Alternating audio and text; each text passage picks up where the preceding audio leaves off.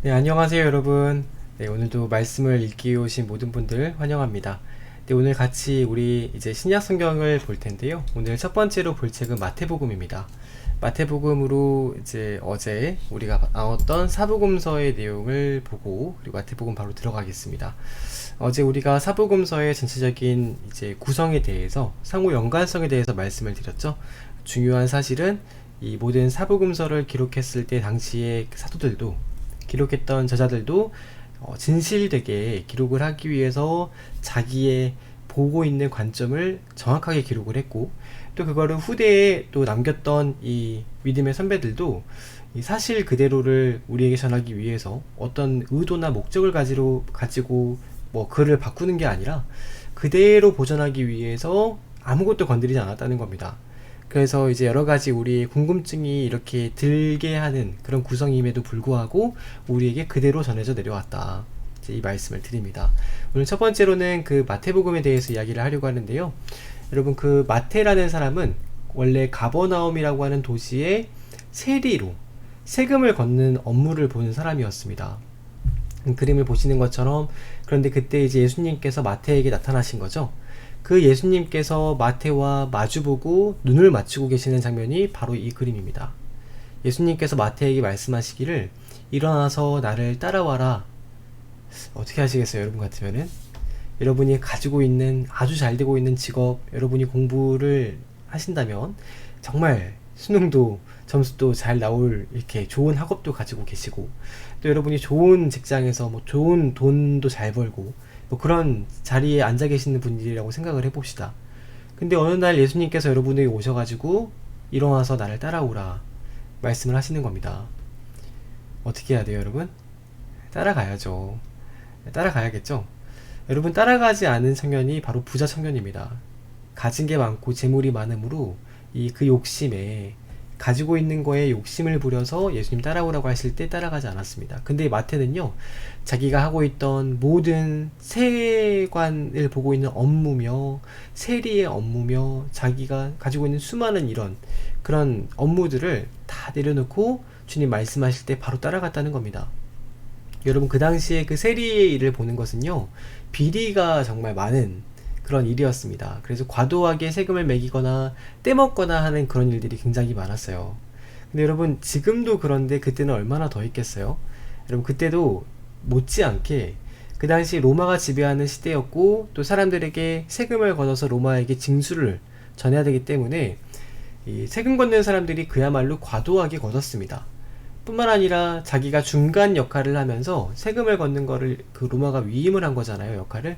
그러니까 주민들에게 이제 과도한 세금을 받아서 로마에게다 갖다 바칠 뿐만 아니라 자기도 많은 것을 뒷돈으로 챙겼습니다. 그래서 이제 그렇지 않아도 이 속국 유대인들이 로마의 지배를 받고 있기 때문에 그 당시의 분위기 말씀을 드렸죠. 굉장히 사람들이 살기도 좋은 형편도 아니었습니다. 그렇기 때문에 여러분, 세금을 잘 내려고도 하지 않았고, 뿐만 아니라 세금을 걷는 사람들에 대해서 좋은 이런 마음도 갖지 않았어요. 그래서 늘 생명의 위협을 느끼면서, 사실 세례 보는 사람들은 언제 얻어맞을지 모른다, 이런 위협 속에서 사실 이 업무를 한 겁니다. 그러니까 그렇게 이제 그 업무를 하기 위해서는 주먹을 조금 쓰시는 분들이 옆에 계셔야겠죠. 그래서 여러분, 세리 주위에 죄인들이 많았던 겁니다. 세리 본인도 죄인이었지만, 여러분, 세리 본인뿐만 아니라 옆에 주먹을 쓰는 분들도 늘 같이 계셔야 했었고, 사람들에게 좋은 소리를 듣지 못하는 직업이었기 때문에요, 그런 사람들이 같이 이렇게 어울려가지고 또 이 관계에 있는 사람들이 많았다는 거예요. 근데 여러분, 예수님께서 마태에게 너는 나를 따라오라 라고 했을 때, 이 마태가 마지막으로 자기 집에 사람들을 다 불러놓고 잔치를 베풉니다. 그 예수님을 가장 높은 곳에 이 주인석에 앉히고 주빈석에 앉히고 모시고 잔치를 벌이는데, 그때 여러분, 수많은 사람들이 왔겠죠.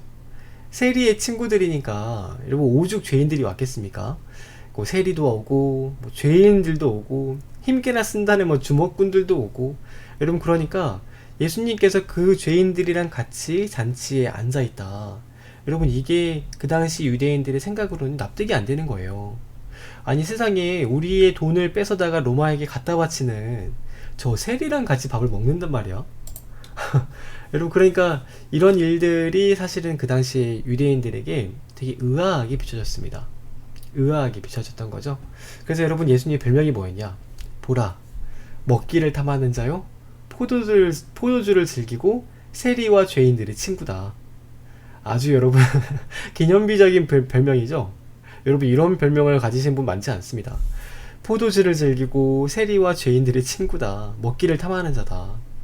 여러분, 예수님께서는요, 늘 예수님이 필요한 곳에 죄인이라 할지라도 그 마음속에 회개하고자 하는 마음이 있는 자들, 예수님을 따르고자 하는 마음이 있는 자들에게 늘 찾아가셔서 먼저 친구가 되어주셨다는 겁니다.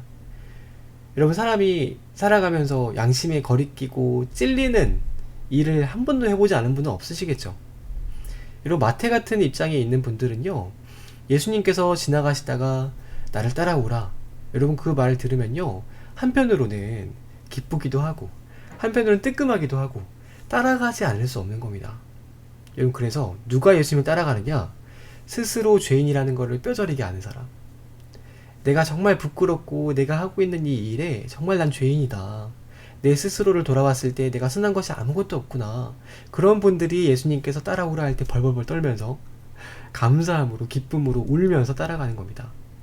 여러분, 그래서 예수님께서는 긴 말하지 않으세요. 날 따라오라. 그랬더니 이 마태도 군말하지 않고 군소리하지 않고 긴 말하지 않고 그대로 예수님 따라갑니다. 여러분, 그래서 이 예수님을 따라가서 마태가요, 무엇을 보고 무엇을 들었는지는 모르겠지만 그 예수님의 말씀을 듣고 큰 감동을 받고 평생을 예수님을 따르기로 결단을 합니다.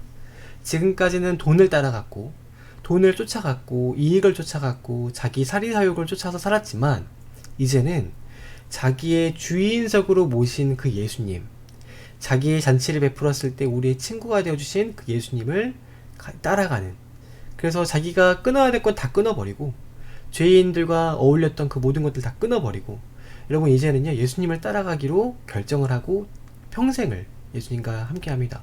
여러분, 그런데 중요한 거는 이제 마태가 이제 직업도 직업이잖아요. 그 세리 역할을 오래 했기 때문에, 직업을 오래 가졌기 때문에 가장 옆에서 예수님을 따라다니면서 서기의 역할을 했다고 합니다. 서기 역할.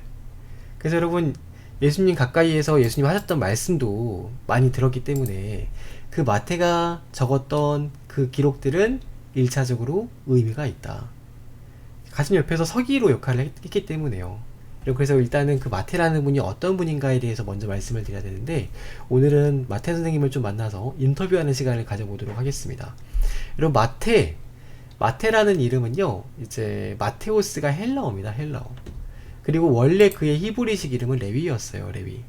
그가 했던 일은 방금 말씀드린 것처럼 가버나움이라고 하는 도시에서 세리로 세금을 걷는 일을 했습니다. 그러니까 여러분, 사실은 자랑스러운 직업을 가지셨던 분이 아니에요. 떳떳한 과거를 가지신 분이 아닙니다. 나중에 보면은요, 12제자의 이름을 마태가 쭉 기록을 하거든요.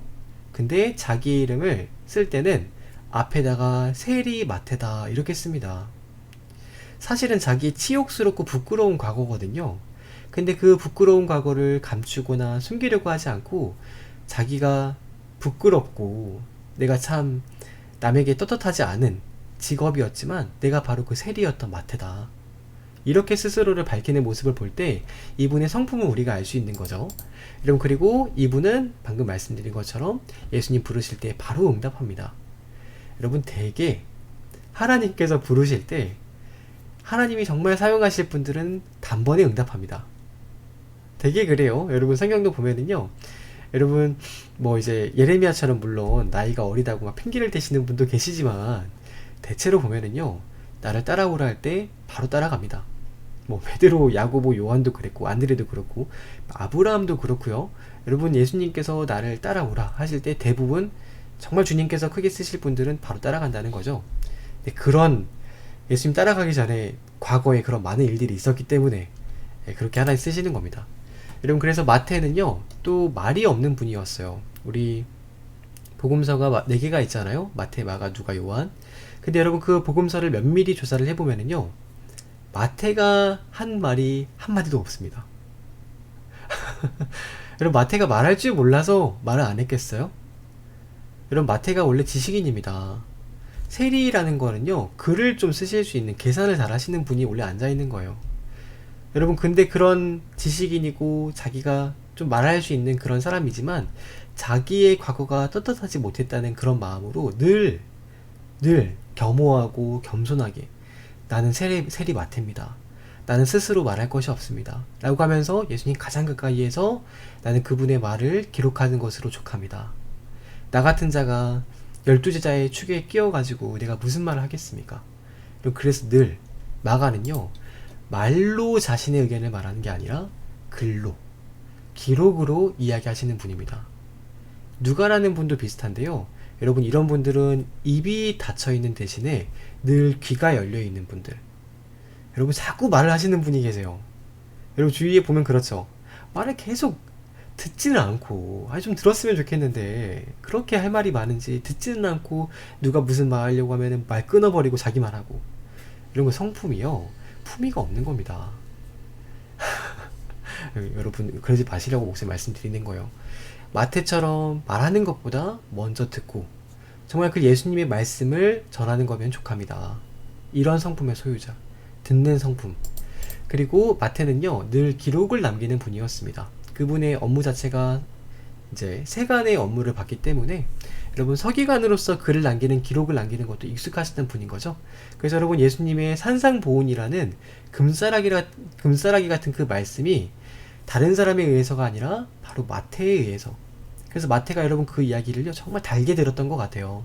그래서 그 금싸라기 같은 산상보훈 같은 말씀도 마태가 기록을 한 겁니다. 뿐만 아니라 여러분, 마태는 당연히 세리였기 때문에 수와 계산을 잘했겠죠. 여러분, 그래서 12제자가 3년 동안 예수님을 따라다니면서 재정도 많이 들었겠죠. 밥을 먹어야 되니까. 여러분, 그 재정도 많이 들어서 수리와 계산에 능한 사람이 물론 마태였지만, 예수님은 그 마태에게 돈을 맡긴 게 아니라 가룟 유다에게 맡기십니다. 또 이것도 마태가 충분히 할 수 있는데도 본인이 이렇게 양보한 거였겠죠. 여러분, 마태는요, 말씀을 그분 자체가 세관의 업무를 보면서 어느 지역 세금 얼마, 어느 지역 세금 얼마 정리를 잘 하셨겠죠. 여러분, 그래서 분류를 잘 하시기 때문에 말씀을 기록할 때도, 예수님의 이야기와 이 역사적인 사실을 기록할 때도 늘 종류별로, 주제별로 분류해서 기록을 합니다. 처음에는 예수님의 족보 이야기, 그리고 세례 요한의 이야기, 예수님의 시험을 받은 이야기, 그리고 금싸라기 같은 산상보훈 이야기, 그리고 병자들을 집중적으로 치료하고 귀신을 쫓아내는 사역의 이야기, 그 다음 비유들은 비유대로 모아놓고, 서기관들과 논쟁 벌이는 건 논쟁대로 모아놓고, 마지막 예수님의 십자가 달려 돌아가시는 거는 또 그것대로 모아놓고. 여러분, 그래서 다른 사람들이 이렇게 기록을 했던 거를 쭉 보면서 이 마태는 좀 마음에 들지 않은 것들을요, 시간의 순서보다도 그 종류별로, 주제별로 또 기록을 합니다. 나중에 또 이거를 마음에 들지 않아서 글을 바꾸신 분이 누가라는 분이죠. 누가는요, 시간의 순서대로 글을 기록을 합니다. 마태는 주제별로 모아놓던 거죠. 아무래도 그분의 직업이 이런 이제 글쓰기에 영향을 미쳤다고 봅니다. 마태는 뿐만 아니라요, 이 유대인을 위한 복음을 썼습니다. 어제 말씀드렸던 것처럼 마태 그분 자체가 유대인이셨기 때문에, 또 여러분, 예수님께서 오셔서 1차적으로 유대인들이 가장 존경에 맞이하는 아브라함, 그리고 유대인들은 다윗 하면 자다가도 벌떡 일어납니다. 그렇게 존경하는 다윗, 이 유대인들을 엄두에 두고 처음부터 말하기를 그 아브라함의 자손, 다윗의 자손으로 오신 예수 그리스도의 시작이다. 마태복음의 시작이 그렇습니다. 여러분, 그 족보를 딱 이 마태가 기록을 하고 운을 뗄 때요, 이 이야기는 유대인들에게 굉장히 유명한 이야기이기 때문에 바로 이목을 끄는 겁니다. 왜냐? 왕족의 계보거든요. 아브라함과 다윗의 후손, 왕이라는 겁니다. 왕. 유대인의 왕으로 나신 이가 어디에 있느냐? 그쵸? 유대인의 왕의 후손으로서 유대인의 왕으로 오신 분이 바로 예수 그리스도시다. 그래서 달려 돌아가실 때도 그 십자가 명패에 유대인의 왕이다, 그 기록이 되어서 돌아가신 거죠. 여러분, 그 이야기를 마태가 가장 잘 기록을 합니다. 그리고 여러분, 마태는요, 12제자 중에서 물론 지식인이었습니다. 그래서 히브리어 뿐만 아니라 그 당시에 많이 보편적으로 쓰여졌던 아람어, 헬라어, 라틴어, 이런 언어까지도 구사하실 수 있는 실력 있는 분이었다고 해요. 여러분 그래서 이 2장 14절에 보면은 마태의 아버지에 대해서 기록이 있는데 아버지의 이름이 알페오였다고 합니다. 그래서 알페오의 아들 레위가 세간에 앉아 있었다라고 기록을 하고 있어요. 마가복음 2장 14절. 그러니까 알페오라고 하는 이름이 흔한 이름이에요. 사실 흔한 이름. 그러니까 이제 알페오, 그 아버지 이름은 알페오였던. 마지막으로 여러분, 이분이 사실은 정확하진 않아요. 어디서 순교했는지 정확하진 않지만 이 마태도 결국에는 사도 요한이 죽기 전에 먼저 순교를 합니다. 그래서 로마에 남겨진 기록 중에 보면은요, 사도들의 순교의 역사를 기록했던 기록물이 있거든요. 근데 거기에 보면은 마태가 에티오피아에 가서 복음을 전하다가 순교하셨다라고 기록이 되어 있습니다. 뭐 정확하게 역사적인 그런 이제 역사적인 사실이라고 우리가 보기에는 조금 이제 어려움이 있을 수 있지만 일단은 그 순교하셨다는 거죠, 순교.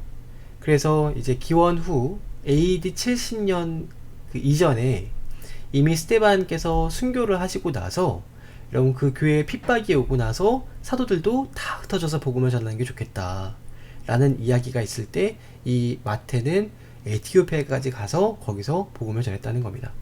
사도들이 다 제비를 뽑아서 갈 곳을 얻었다고 해요. 그때 이제 이 마태가 에티오피아로 갔던 거죠.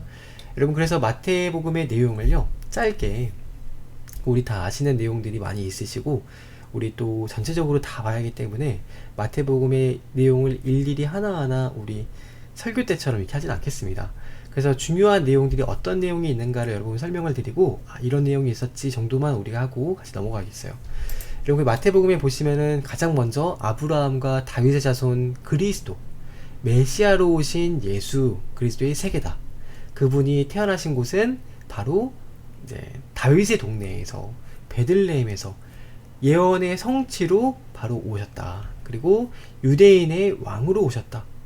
다윗의 자손으로, 유대인의 그 오랫동안 기다려왔던 왕의 후손으로 왕 같은 제사장으로 오셨다. 그리고 그 구약의 언약들을 성취하셨다. 이 모든 것들이 사실은 구약의 예언을 성취하시는 과정입니다. 성취하신 메시아. 그리고 죄인을 불러서 회개하게 하시는 메시아. 다른 사람을 모르더라도 마태는 정말 그렇게 생각을 했겠죠. 자기 스스로가 죄인이었기 때문에, 세리였기 때문에. 여러분 그래서 나중에요, 우리 세리장, 마태보다 더 높은 지위에 있었던 사람이 바로 삭개오입니다. 삭개오는 세리대장이에요. 세리대장. 물론 이제 섬겼던 일을 했던 지역은 달랐지만 마태가 12제자에 들어갔다는 말을 듣고요, 알게 모르게 삭개오가 굉장히 관심이 많았을 겁니다. 삭개오가 친구도 없고 늘 외롭게 지내다가 들리는 바에 의하면은 가버나움에서 잘 평소에 알고 있던 마태가 예수님의 제자가 됐다.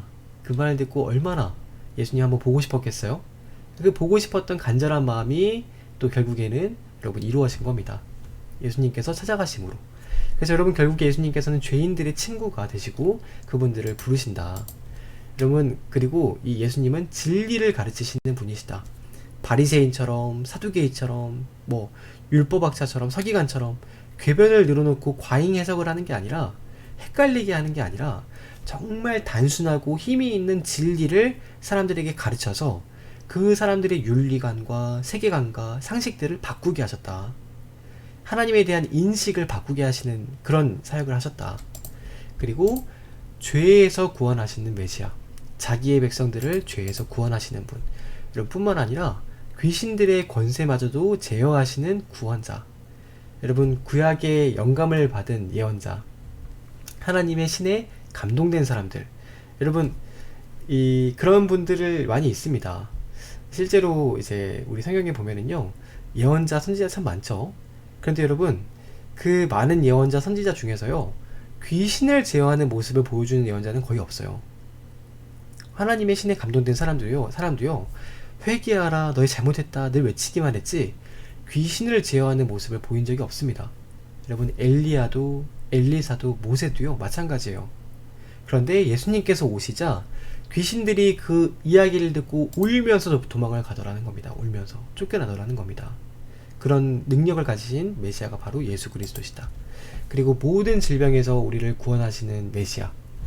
여러분 병이 있으면 그 당시에는 사실 병을 고칠 수 있는 그런 기술이 별로 없었습니다. 여러분 38년 된 병자라도요 예수님께 가면은 다 고침을 받을 수 있다. 그래서 모든 병들, 약함을 치료하시는 메시아, 바로 구원자. 계속 구원자를 강조하죠. 구원자, 메시아 구원자. 또 우리에게 일용할 양식을 주시는 오병이어 사건, 안식일의 주인이 되시는 메시아. 그래서 바리새인과 다른 안식일의 해석을 하시는, 안식일이 사람을 위하여 있는 것이다 라고 말씀하시는 메시아. 그리고 비유를 가르치시는 메시아. 여러분, 예수님께서 비유를 하실 때는요, 정말 구원받을 분들은 아는데 모르실 분들은 죽었다가 깨어나도 이해를 못합니다. 그러니까 들을 귀 있는 자들은 들을지어다, 늘 이렇게 말씀을 하세요. 비유로 늘 말씀을 하시는, 그리고 변화산에서 모습이 변모하시는 이 메시아. 그래서 잠깐 동안 원래 그 모습을 회복하시는, 원래 모습으로 돌아가시는 그게 있는데 변화산에서 그런 모습이 있었다는 거죠. 그리고 유대인의 왕으로서 마침내 예루살렘으로 입성하시는 구원자. 그래서 감람산 벳박이라는 곳에서 당나귀 새끼를 타고 예언대로 마침내 왕으로서 예루살렘으로 입성을 하시더라. 그리고 15절 15번째, 들어가셔서 왕이면은 여러분 왕궁에 가서 헤롯을 잡아야 되잖아요. 근데 그렇게 하지 않으시고 내 나라는 이 나라에 속한 것이 아니다 고 하시면서 성전에 오히려 가셔서 거기서 돈 바꾸는 자들과 부당이익을 취하는 자들과 비둘기 파는 자들의 상을 들어 엎으시면서 성전을 청결하게 하시는 메시아. 다른 왕이라는 겁니다. 세상에 있는 왕들과는 다른 자신의 하나님의 나라를 위한 왕. 여러분 16번째, 종교인들, 위선자들을 책망하시는, 마음에도 없는 종교적인 행태만 가지고 있는 율법 위선자들 책망하시는 메시아.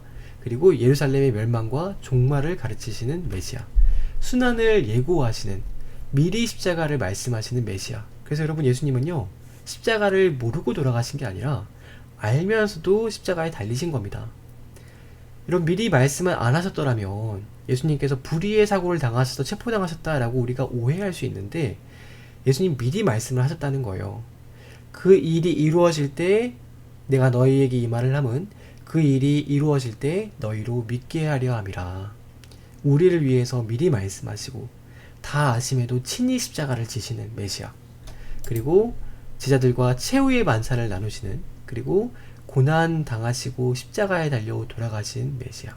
뿐만 아니라 장사된 지 사흘 만에 죽음을 이기시고 부활하신 메시아. 그리고 마지막으로 그 자기의 사명, 모든 민족에게 복음을 증거하라고 하는 최후의 유언을 위탁하시고 제자들에게 부탁하시고 하늘로 승천하시는 위대하신 메시아, 구원자, 왕, 유대인의 왕. 여러분, 그래서 이 모든 일을 마태가 옆에서 본 겁니다. 다 지켜보고 그것을 증거 문서로 이러이런 내용을 하셨다, 말을 하지 않는, 듣고 보고 그대로 기록한. 여러분, 그래서 이런 흐름을 가지고 여러분 마태복음을 쭉 보시면은요 좋겠습니다. 마태복음은 목사님이 설명을 크게 드리지 않더라도 술술 읽히는 책이기 때문에 꼭 읽어보시면 좋아요. 여러분, 우리가 같이 말씀에 있는 기간 동안에 성경책도 많이 읽으셨으면 좋겠습니다. 그래서 마태복음 꼭 읽어보시고, 이런 관점에서 보면은 참 대단한 책입니다. 그래서 예수님에게 있는 많은, 정말 많은 것들을 마태가 옆에서 읽어냈다는 겁니다. 그래서 3년 동안 가장 가까이에서 많이 배우기도 배웠고, 또 마태처럼 실력 있는 분이었기 때문에 기록으로, 지식으로 우리에게 남겨줄 수 있었습니다. 그러니까 예수님 주위에도 이런 실력 있는 분이 있으셨다는 거죠. 가장 실력자 중에 한 분이 마태가 그 복음서를 기록했습니다. 그게 바로 마태복음. 그래서 내일 여러분 우리가 조금 더 그 이야기를 하고요. 오늘은 여기까지 같이 보도록 하겠습니다. 네, 여러분 오늘 하루도 고생 많으셨고요. 우리 또 내일 이어서 신약성경 이어서 보도록 하겠습니다. 평안한 밤 되시고 우리 내일 뵙겠습니다. 안녕히 주무세요. 안녕.